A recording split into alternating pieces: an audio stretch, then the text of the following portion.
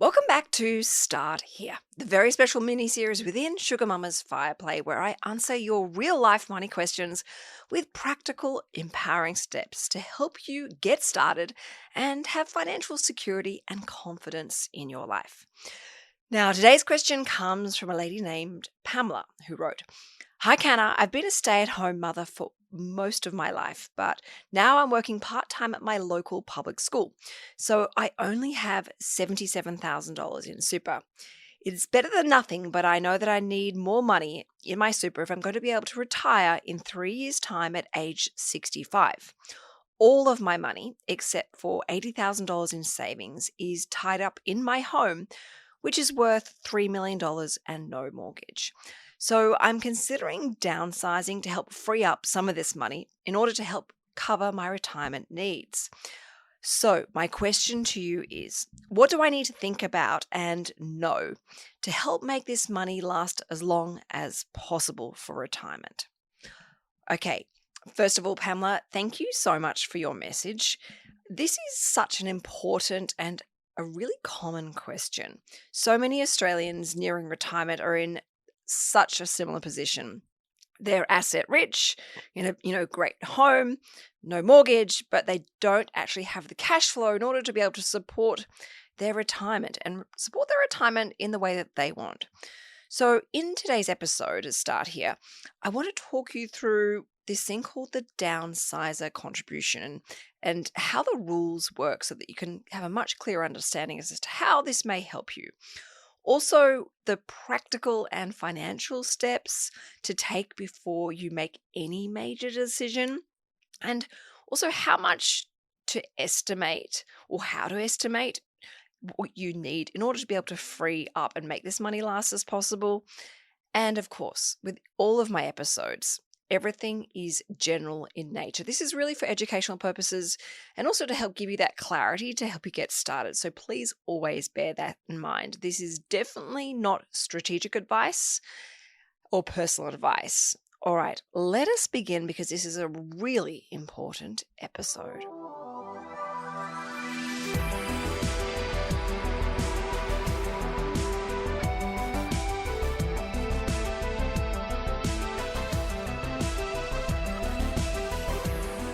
All right, let's not waste any time at all and get straight into this. So, why can downsizing the family home be a really smart financial move? So, when most of our wealth sits inside the family home, particularly if there's no mortgage, it can be really difficult to actually generate any income once you stop working. The only way to earn money off a family home is if you were, say, renting out, say, a bedroom. Now, downsizing, that is obviously selling the home and buying something smaller and cheaper, obviously helps release some of that equity. And that money that you get left over, the difference between selling the old home and buying the new home, can help give you greater flexibility. It can help boost your super and potentially help provide you with money that you can help live off or even passive income to support your lifestyle. It's not about losing a home. It's about turning part of that wealth that you've built into, accessible resources that can now work for you in a more financially efficient way when it comes to those retirement goals and dreams. So definitely by planning early, you can actually make a far more informed decision about when to sell and also how to sell. And you'll have such a greater idea as to what you actually need for your retirement goals, and also how to make sure that you make that money really work for you in a really efficient way so that you can save tax and get that money lasting for you as long as possible. So this is what I'm going to recommend you do. I'm actually going to recommend you do 2 budgets. So before you make any sort of financial moves, I really want to make sure that you have a really clear understanding on your spending. So I recommend you do a budget for your living expenses right now. So work out what you actually spend your money on. It might be your food, transport, maintenance of the family home, car, rego, rates, absolutely everything. Because this actually shows you what your life costs are right now, and it can be really helpful to give you a bit of an insight as to how much you're going to need going forward especially when you retire. Once you've done that, I then want you to do a future retirement budget. So we're going to start projecting forward now. I want you to write down what your expenses might look like in 3 years' time when you do go and retire.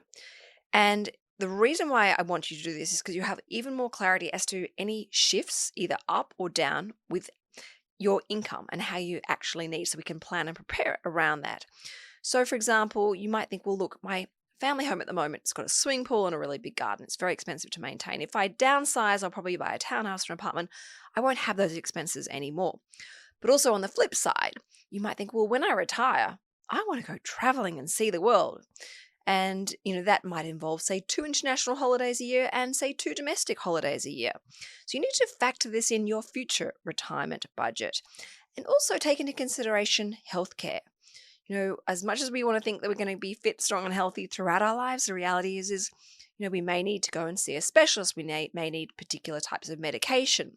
We may need to even have to go overseas for some of that. So take that into consideration, possible changes in the cost of healthcare and obviously medical advice. And by having these two different budgets side by side, you can get a much greater sense as to how much income you're going to need or you actually want each year in order to be able to live comfortably. Because then when we have that figure as to, for example, is it $80,000 a year or $70,000 a year? Having that figure as to how much you need to live off each year for your retirement goals and your retirement lifestyle goals, we can then work out actually how much money do you really need at age 65 to achieve this. So once you've done that, I want you to do some research.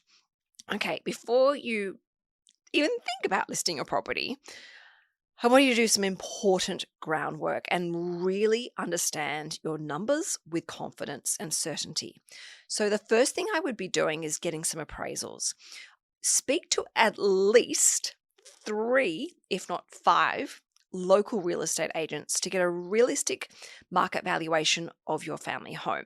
You might think it's $3 million, but an agent might come through and say, actually, it's 3.3 or 3.5. There's a big difference in numbers here, or it might be 2.8. You need to know because $200,000, $300,000 up or down is a big amount of money that we need for your superannuation and for your retirement goals. And of course, by getting a range of different quotes, it's going to give you a much greater idea as to how much your home is really worth and also how long it may take to actually sell. And of course, you want to keep your head screwed on. Look for the conservative numbers, not a real estate agent trying to win you and win the business. Don't just go with the highest estimates because that can sometimes be fraught with danger and huge disappointment. Okay, so once you've got a clear idea as to what you can realistically sell your home for, then I want you to go and do some research on the cost of your next home. Look at what type of property you'd like to move into. If you're living in a big home, you might want still a house, a freestanding house, but maybe it's smaller. Or perhaps you want a townhouse. Or perhaps you're quite happy with an apartment, with all one level living. Or maybe you won't even buy into a different area. You've got to look at what these properties are listed for, but also what these properties actually end up selling. We all know that, a real estate agent will quote a property for, say, $1 million, but it ends up selling not for $1 million. It ends up for selling for over 1.1. So you want to look at the prices these properties are actually selling for, not the advertised prices, because they can be a little bit misleading. You also need to factor into your numbers the costs. So things like stamp duty, legal fees, and those moving costs. They can really add up, particularly stamp duty. Then I also want you to do some numbers around the costs of selling. When you go to sell your family home, you're going to have to pay agents' commissions, which is going to be a lot on a $3 million home. You can be writing a big check once you sell it. So that's got to come off your top line. You're also going to have to pay for marketing, a photographer to come through, someone to probably style the home. You might even have to rent some furniture. You might even have to move out temporarily. You might have to do some, improvements to the home. The agents might come through and say, look, you need to spend $20,000 fixing up the garden and the fences. Or you need to get the house painted, or you need to get the bathroom touched up. And then, of course, you're going to have legal fees as well. Now, all these expenses can quickly add up. Selling is expensive. No one really talks about this. And of course, when you have all these numbers, you can then subtract these from your estimated sale price to see exactly how much money will you be walking away. Is it $3 million? Is it $3.1 million? Is it $2.7 million? You want that clarity. And then, of course, you can compare that expected sale price with your possible new purchase price and all those associated costs that come with it. And you have a much clearer picture of the net amount that's available for you to start putting towards your retirement goals. All right, next. Okay, this is where you need to understand how this downsizer contribution opportunity may work for you. Now, the downsizer contribution is an incredibly effective way to help boost your super. You've flagged you've got $77,000 in super so far. And because you're aged over 55 and sounds like I'm not sure about this, but I'm going to assume this. So be careful. If you've owned your home for at least 10 years, you can potentially contribute up to $300,000 of the sale proceeds from selling your home into your superannuation. Now, if you're a couple, it's actually $300,000 each. So that would mean, have a partner or a husband, you could potentially put $600,000 into super, so $300,000 each. But there are lots of finer details that come around this opportunity. So I'm going to just focus on the top line ones just to give you a bit of a background. So the first thing is the property must have been your main residence, I should say, at some point. The second thing is, and this is an important one to be aware of, you have to make that contribution into super if you're going to use this downsizer contribution window within 90 days of settlement. So this is where people can get caught out. They sell the family home, but then they take 6-7 months to find a new home. In the meantime, that money sits in a savings account and they completely forget to do that important part of getting that money in. So now that window has closed. They can't actually put their money into super using this. It's got to be 90 days within settlement. Also, the other thing to point out is you only get one shot at this. You can't do this in, say, 3 years' time. Well, obviously under current legislation. So this opportunity for you to get a bonus $300,000 into super is once and once only. So make this decision and make it with confidence. And I'll come to some more details in a second. And there's no upper super balance limit that can actually stop you from doing this. But from what you've said, I think you're okay within your $77,000 limit. Now, once that money is in super, it's in what we call a low tax environment. I think superannuation is a very powerful way to build assets in the long run. So what that means is that $300,000 with your existing $77,000 is being taxed at a maximum tax rate of 15%. And capital gains tax can be as little as 10% depending on how long it is, how long you've held assets for. Also, once you go to retire and you move your money from accumulation phase into pension phase, potentially that can drop to 0%. However, you've got to remember, whilst $300,000 is a very powerful boost and definitely one, not to be disregarded, it may not necessarily close your entire retirement gap. What I'm trying to say is that $300,000 with your 77 still may not be enough to meet your retirement needs. So this will then obviously depend on what your retirement income needs are, what your spending is like. So you may still need to draw income from other investments or look at additional superannuation strategies in order to, help reach your ideal level of retirement comfort. This is not a magical solution that's going to fix all of your retirement problems. It definitely is going to help, but I'm warning you, it may actually not be enough. So don't think, okay, this will fix it and take care of it. I'm just going to simply use this and I'll be fine. There's going to be more work and more advice required. Okay, now I need to now let you, make sure you know and understand some key considerations and trade-offs from doing this. Before you go and sell, before you go and put money into super, you need to be aware of the finer details that actually could work against you. So the first thing you really need to be aware of is the age pension eligibility. So your family home isn't counted as an asset test in order to qualify for the age pension, which is the government pension. So once the proceeds are moved into super, they now become assessable. So you do run the risks, depending on other contribution strategies, that you may actually end up impacting your age pension entitlement. It may reduce what you're entitled to or may wipe it out completely where you're not even entitled to an age pension at all. So be very careful and aware of that. The second thing is health cards. So if you would have qualified for a Commonwealth Seniors Health Care card, the deemed income from your new super balance could actually impact your eligibility for, discounted medicine and services. And, those pension cards, senior health cards, are really valuable.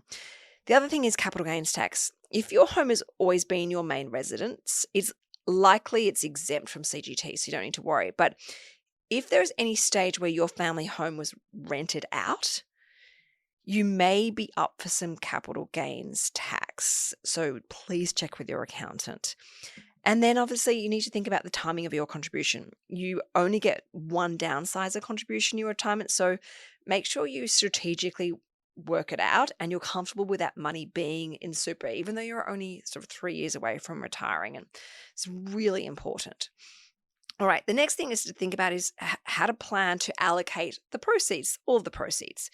So if you do decide to go and sell, it's essential that you know how to use that money properly so that it's working for you and it's working for you efficiently in the way that you want it to.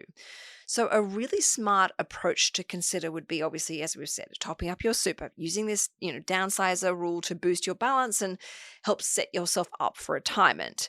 And of course, making the most of that tax-free income once you meet the conditions of release and retire.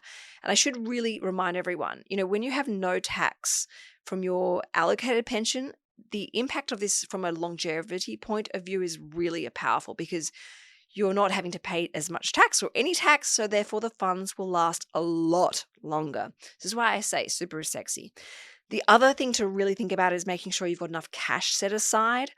I always say to people who are approaching retirement or retired, please keep 2 years worth of living expenses in a high interest savings account or maybe even a term deposit, so that if there's ever a situation where your superannuation investment portfolio is experiencing severe market fluctuations, which are normal and natural, you're never forced into a position where you have to start selling and crystallizing losses. You can use the money set aside and live off that to allow time to let your portfolio recover.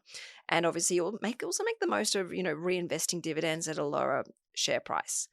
The other thing to think about is your investment portfolio.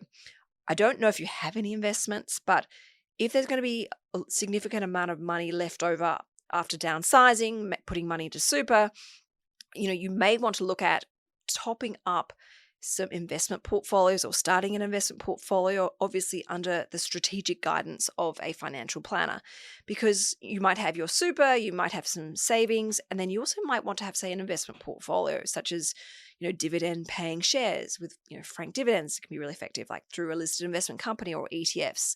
And this could also be really helpful if you want a little bit of liquidity before age 65, depending on obviously how important accessibility is to you.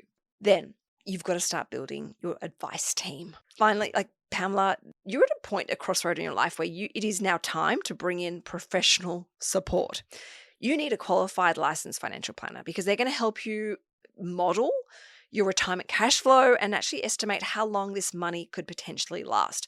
They're also going to identify whether your downsized funds will actually meet your needs. I've spoken about this. It may not be enough. And if not, they can help you come up with different ideas to bridge this shortfall. And, these might be things like, considering salary sacrificing or making additional after-tax contributions whilst you're still working part-time and, you've got a good cash flow happening. They'll also review whether, you need to look at investing that additional funds in a way that will help support your income needs for retirement and also help protect your capital. One thing I would really be thinking about is, do you want to leave money to your estate, or are you happy to eat into all of your superannuation over a 35-year period? These are things that you need to talk about with a financial planner in those projections, and ensuring that your super, your savings, your investments, they're always aligned to your goals, but also your risk tolerance. I don't know where that $77,000 is invested in your super. So you should find out where it is and get some advice around that so that your money is invested in your risk comfort level. And when you do this, see a financial planner. They will coordinate with your accountant. They can also speak with your real estate agent to ensure that every step of the way, from the selling, the timing of putting money to super, to buying the new home, everything happens smoothly and strategically with your best interests at heart. This is really an opportunity for you to transform, I guess, the value of your home into long-term sustainable income and independence, and allow you to have that secure but also enjoyable retirement that you deserve. So, Pamela, yes, downsizing can be an excellent way to unlock all that equity within your home and strengthen your financial position, particularly for retirement.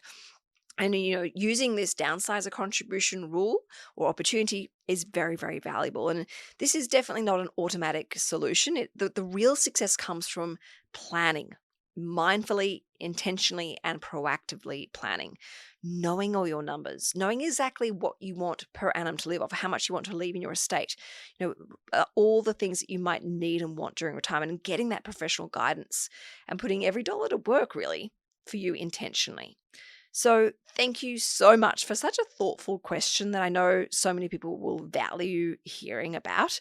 And if you're listening to this yourself thinking, okay, I'm in a similar position, can you please take this as your sign to start here? That is to review your super, get really clear on your living expenses and how much you want to be able to retire retire on each year, whether you want to leave money in your estate or not, and then go and seek professional financial advice from a financial planner.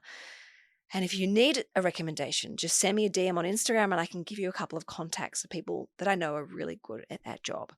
Now, if this episode helped you, can you do me a huge favor and just send it right now to any family members or friends who might be thinking about downsizing too? And of course, if you want your own question featured on Sugar Mama's Start Here episode, just send me a DM on Instagram at Canna Campbell Official or Sugar Mama TV. All right, until next time, this is Start Here as part of Sugar Mama's Fireplay. Ciao for now.